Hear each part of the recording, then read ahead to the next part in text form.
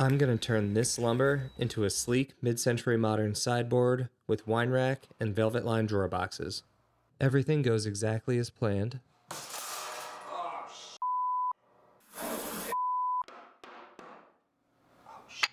And I have some fun along the way.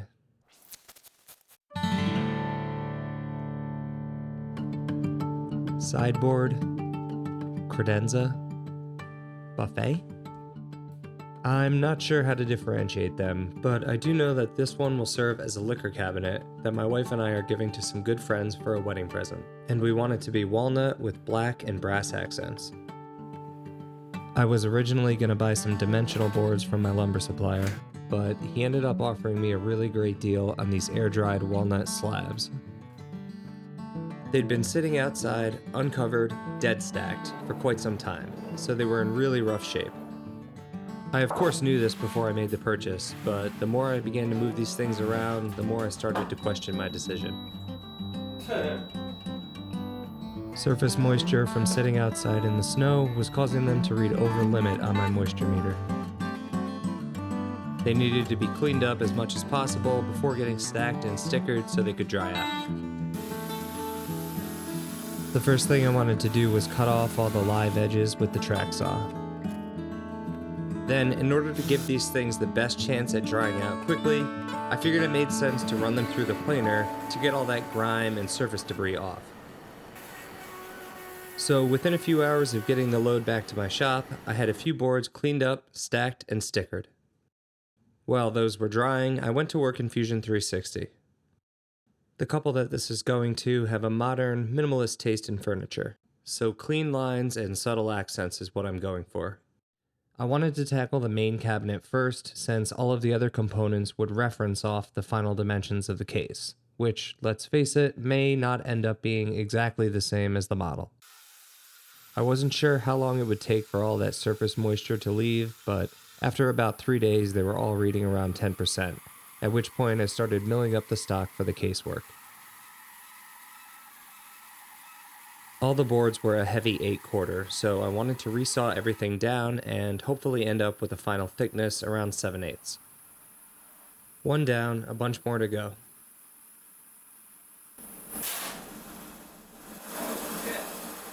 Maybe not. I've had this bandsaw for a little over a year now, and I've been running a 3/4 inch Resaw King since the day I got it. If I had to guess, I'd say I've ran 300 or 400 linear feet through it, so I was pretty surprised when it snapped. I'm going to be better about detensioning the blade between uses. So a couple hours and $150 later, I was back up and running. I figured it made sense to do the top panel for the case first, since it would be the most visible and would leave me the most options for grain selection.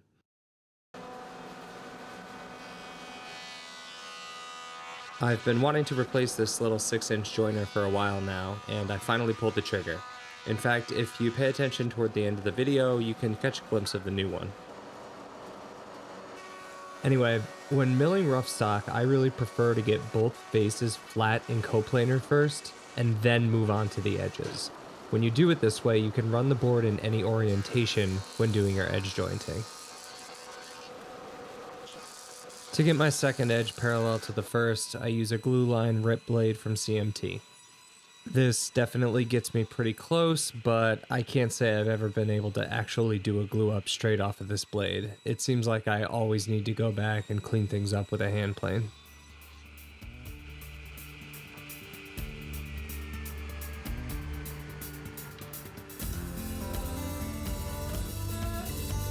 I found these track saw tracks to be really useful when jointing long boards. I can hold the light behind the track and look for any gaps, marking them with a pencil along the length of the board.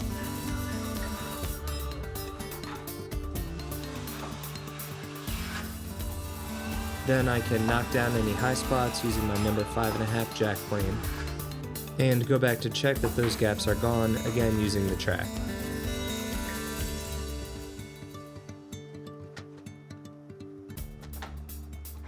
I really hope that the satisfaction I get from finessing the perfect joint line with hand tools never goes away. I used some 8mm dominoes to keep everything aligned for the glue up.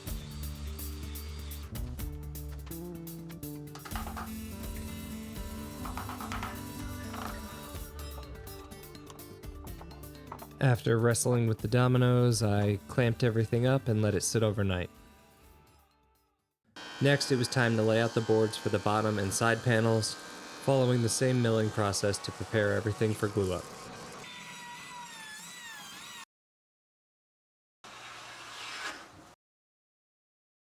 One of the best things I've done for my shop was upgrading to this 20-inch helical head planer. I was chatting with the owner of an industrial wood shop in the area, and I told him to let me know if he ever made plans to replace any of his machinery. A few months later, he called me up, and I walked away with a great deal and a huge upgrade from my old lunchbox planer. This is going to be a mitered case, so I cut 45s on the ends of all the panels.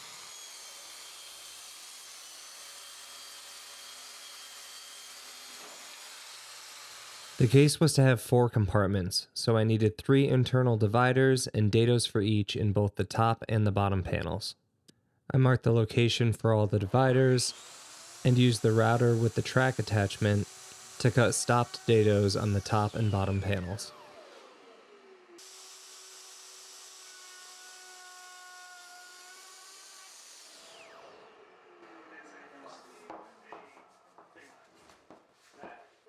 I'll be honest, I was pretty nervous about this glue up. This might be the biggest box that I've ever done, and it's definitely the biggest mitered box that I've ever done. Since miters are basically end grain joints, this is one of the few occasions where using dominoes will actually help provide some strength and structure to the joint, rather than just helping with alignment. So my plan was to use these corner clamps to keep everything square, and then these band clamps to get the pressure I needed to close all the joints.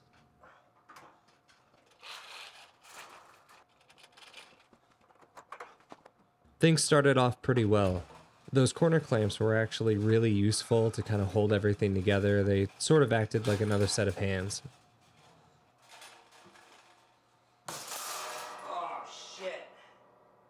So that's not actually as bad as it looks. I originally thought that I snapped the band or the cranking mechanism, but it turns out there's just a bolt at one of the ends, and because I was putting so much pressure on it, it actually pulled the band out from underneath the bottom of the bolt. So I reassembled it and tried not to turn into the Hulk when I tightened it back up. And finally, I added some parallel clamps at the end just to help pull everything together.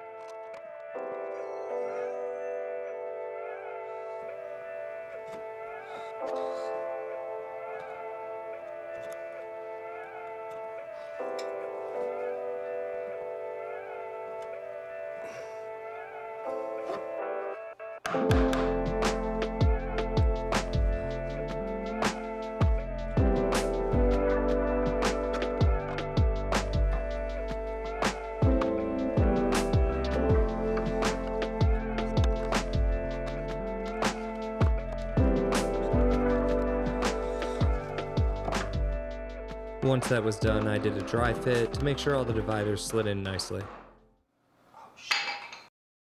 I actually tried to finish driving that home with the mallet stub.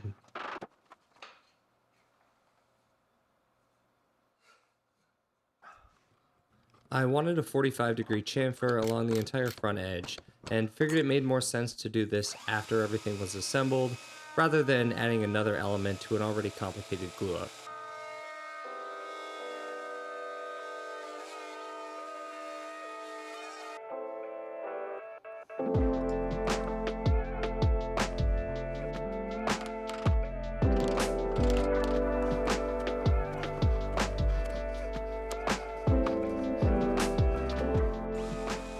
I decided to go with a walnut veneer plywood for the back.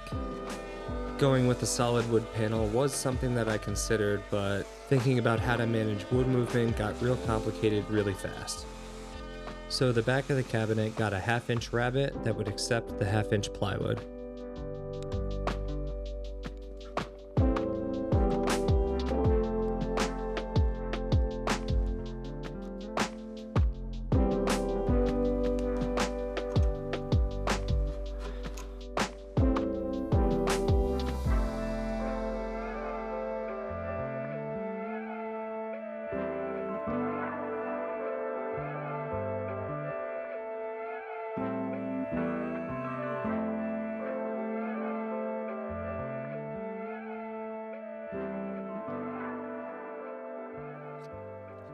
I was careful to not put too much glue in the dados for the dividers in order to limit squeeze out.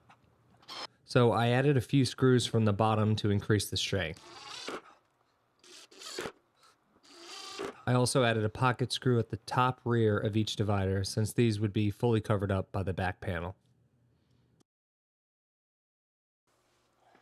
I think because people are so accustomed to seeing System 32 shelf pin holes along the entire length of commercial cabinets, a lot of furniture makers feel like they need to include this feature as well.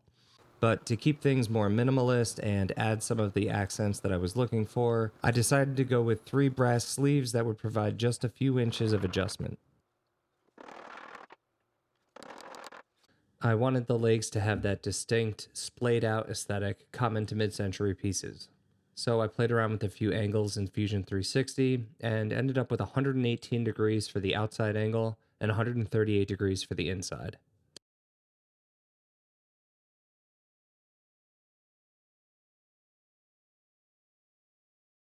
The left and right legs were cut out of book-matched boards to keep everything as symmetrical as possible.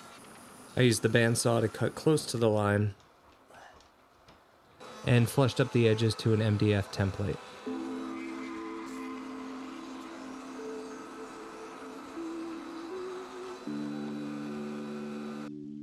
The legs would join the aprons at an angle where the 2 corners meet, like this. After milling up some boards for the aprons, I married each joint and labeled them accordingly, so that I could finesse each one individually to get a perfect fit. 2 dominoes would join each mating face. This was another situation similar to the mitered box, where we had mostly end grain along the joint, so dominoes were important here for added strength, especially since these legs would be supporting the weight of the entire piece. An integral mortise and tenon would work as well. It's just a little trickier to cut and line everything up perfectly when you're dealing with sharp angles like this, so the domino saves me a lot of time and a lot of math. When gluing up angled pieces like this, always save your offcuts so you can temporarily attach them using superglue and blue tape.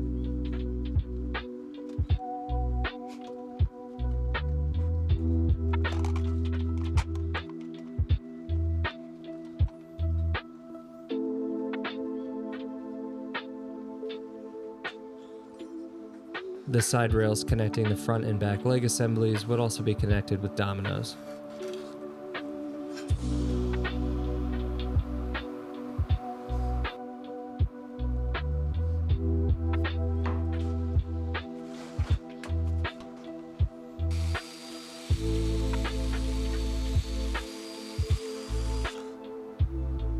Time to glue up the leg assembly.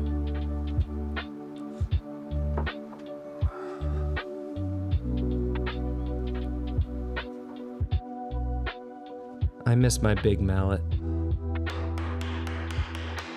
If you can't tell by the Frosted Mini Wheats underwear, I love cereal. Like, I really love cereal. In fact, when I was in college, I won a cereal eating contest. 13 bowls in 8 minutes. It's actually kind of a wild story. I didn't eat for like 8 hours beforehand so that I'd be really hungry. But when I finally got to the dining hall for the contest, they said they didn't have me registered and there weren't any open slots left. Since I was so hungry, I ate a full plate of spaghetti while I was waiting for it to start. Then, as soon as I finished the plate, somebody came over and told me they had a no-show and I could still compete. I've always wondered how many bowls I could have eaten if I hadn't stuffed my face with pasta right before. Anyway, 13 bowls in 8 minutes. Second place only had 9. Blew them out of the water. I won 4 lift tickets to Whiteface Mountain, which was sick. But being able to tell that story to my kids was the best prize of all. And in case you're wondering, yes, I did tell that story to my wife on our first date. What were we doing again? Oh yeah, sideboard. The stock for the doors and drawers was 8-quarter ash. I went with ash because it's a ring porous species that takes dye well, as I plan to dye these components black. I'll be using Bloom undermount slides for the drawers, which require a 1/2-inch space between the plywood drawer bottom and the bottom edge of the box's sides. So with a few passes on the table saw, I cut a groove on the drawer box sides, starting at 1/2 inch from the bottom edge. Typically, I build my drawer boxes with rabbeted ends and pocket screws on the front and back, which will be covered up by a false front. In this case, however, the drawer was already going to be behind a cabinet door, so a false front seemed a little weird to me. But I did want to add something unique, so I went with butt joints held together with glue and one screw in each of the four corners. I recessed the screw heads and planned to cover them with short pieces of brass rod that would sit slightly proud of the drawer face. So I used a 3/8 inch Forstner bit to cut the holes for the screw heads and the brass rod.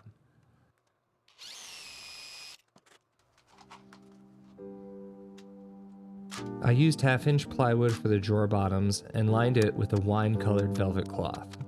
I just used some simple spray adhesive here and added a few staples to the edges for good measure. Note that I did overcut the grooves in the drawer sides by about 1/16 of an inch to account for the added thickness of the lining.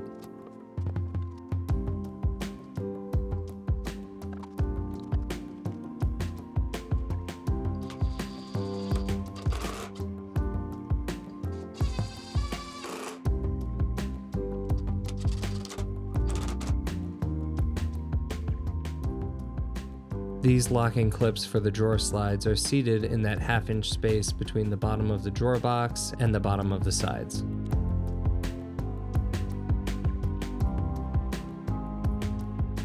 The slides also need a 1/4 inch hole drilled at the back of the box that a pin will slide into to keep the box from sliding around.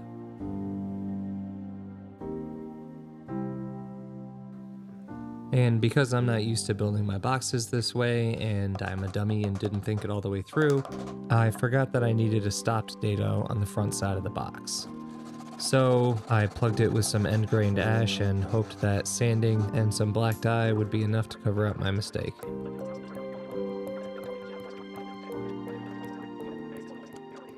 I knew the door hinge would get in the way of the drawers, so I made them slightly smaller than the width of the compartment. This way they would clear both the hinge and the door. But that required me to add some blocking to the hinge side of the cabinet and then attach the drawer slides to that blocking.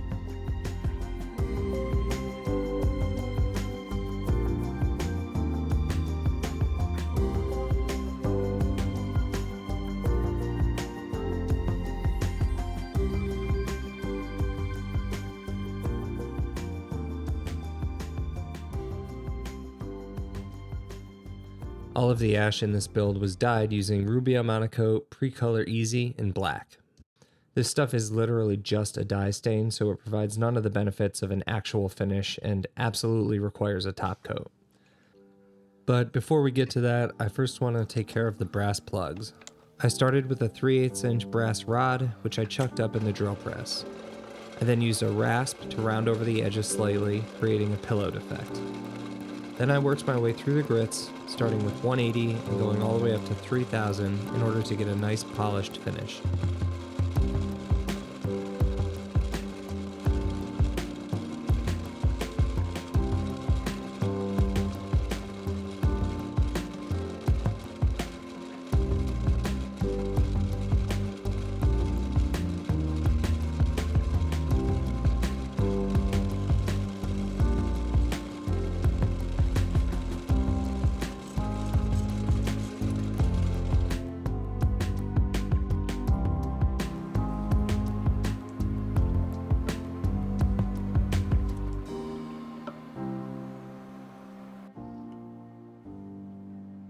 Each door was constructed from 3 ash boards, which, after being glued up, would be run through a table saw with a 3/8 inch dado stack to create a fluted look.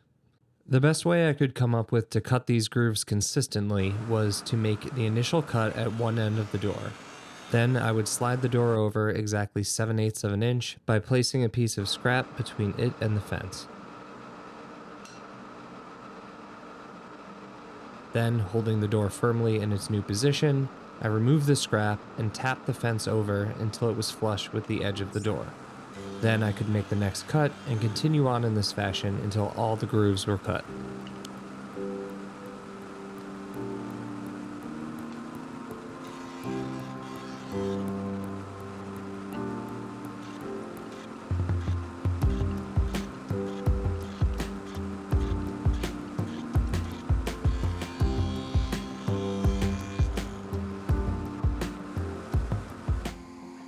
I used my shaper to cut the recess for the hinge cup on the back of the doors. But you could use a 35mm Forstner bit or a router with a template bit, which is what I used to do. I bought this tool to cut logos, text, that sort of thing.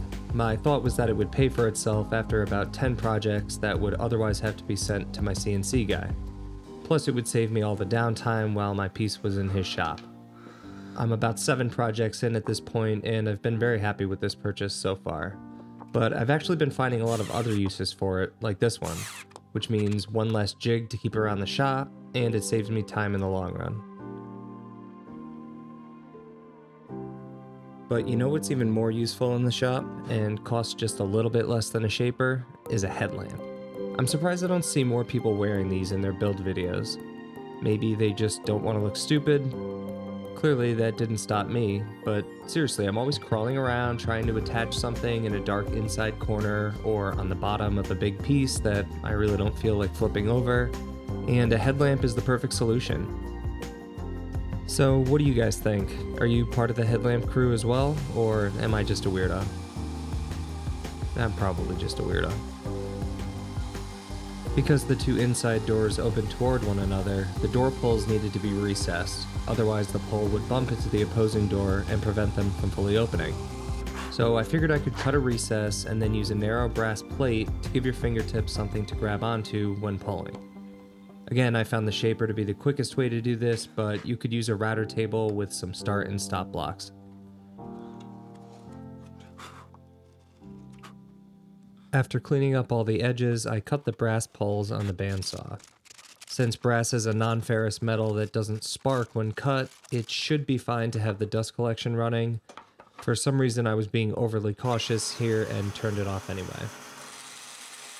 I've worked with brass a few times now, and even though I know in my head that it's a soft metal with good workability, I'm still surprised at the ease with which a blade is able to cut through this stuff. Like a hot knife through butter.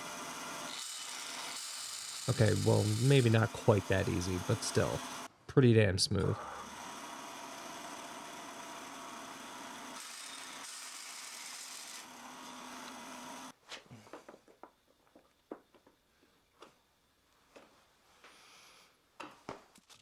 Like the plugs, I sanded the brass from 180 up to 3000. The 180 and 220 were done dry, while 320 and above had CRC metal lubricant spritzed on it before each grit.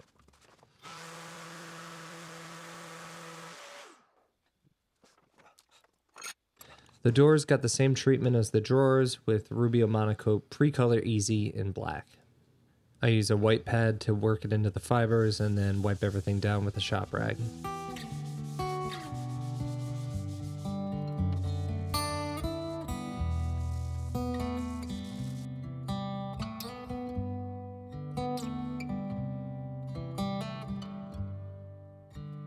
It was kind of painstaking to get the dye into all of these grooves.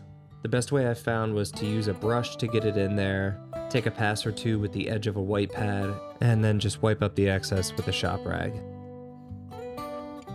Then I carefully applied some 5-minute epoxy to attach the brass plates.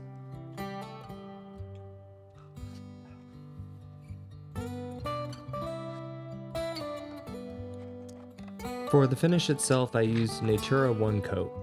After watching Mark Spagnolo's comparison video on the Wood Whisperer, I decided to give this stuff a try.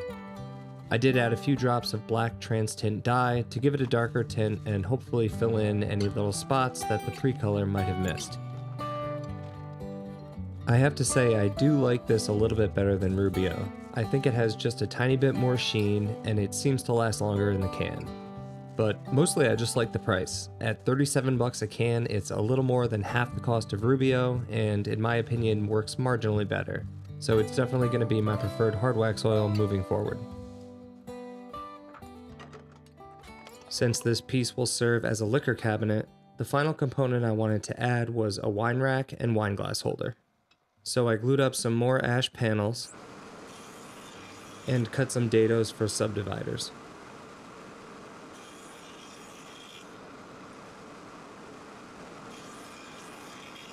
Then I matched some dados on the bottom of the case to those that I had just cut in the ash panel.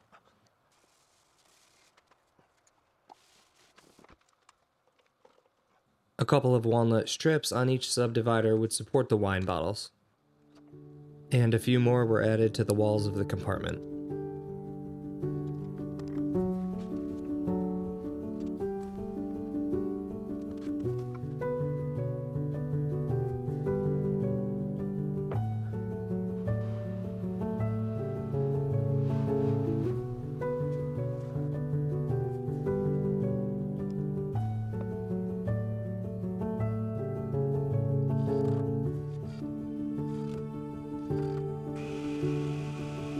For the wine glass holders, I cut some strips into a T profile.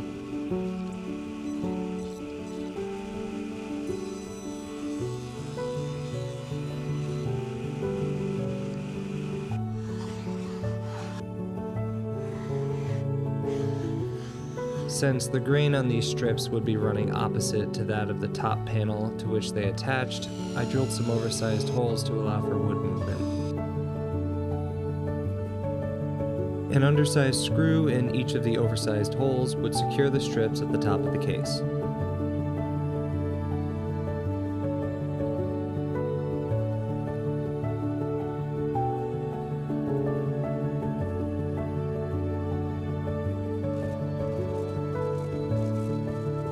The legs and case were again finished with Natura 1 coat, only this time I didn't add the black transient dye.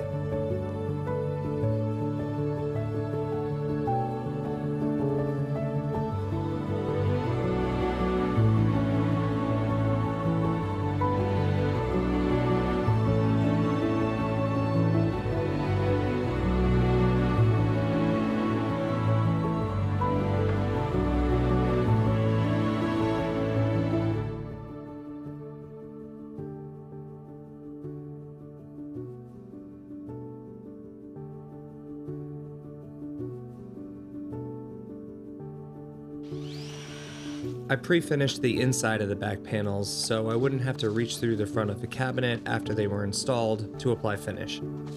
Although if I hadn't, you can be sure the headlamp would have made yet another cameo.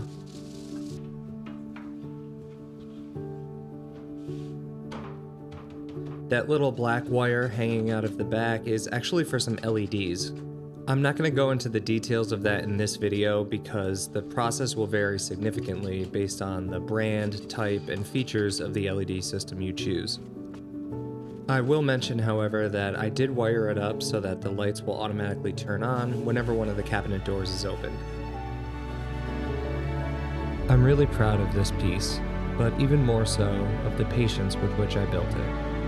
I can tend to be rushed in the shop, always trying to squeeze as much as I can into each day. But this time I made a conscious effort to slow down and let it come together organically. I hope that's reflected in the finished product, and I hope you've enjoyed the ride.